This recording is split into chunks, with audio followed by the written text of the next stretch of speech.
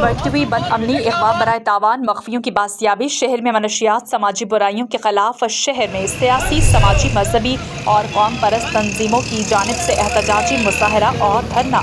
अमन व अमान की बिगड़ती हुई सूरत हाल की वजह से शहरी सख्त परेशान हैं और शहर के नौजवान मनशियात के आदी बन चुके हैं।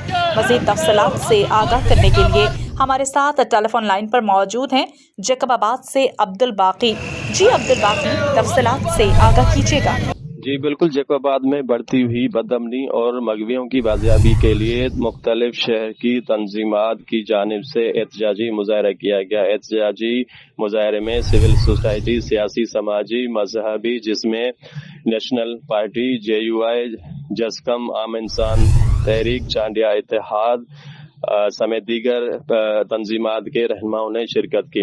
रैली का आगाज शहीद अला बख्श पार्क से किया गया, जो DCO चौक तक एहतजाजी रैली धरने की शक्ल अख्तियार कर ली। रैली में मासूम बच्चों के वर्षा ने भी शिरकत की। उस मौके पर शहरियों का कहना था कि शहर में बढ़ती हुई बदअमनी के बायस लोग गैर महफूज बन चुके हैं, जबकि दूसरी जानिब पौरियत तबका और मजदूर रेहड़ीदार तबका के बच्चों को अगवा किया जा रहा है, जबकि सुमरा शाह के नवीद लाशारी, दोदापुर के जाहिद विसर समेत दीगर भी जैकबाबाद से अगवा हुए हैं। वो ताहाल पुलिस उनको बाजियाब कराने में नाकाम हो चुकी है।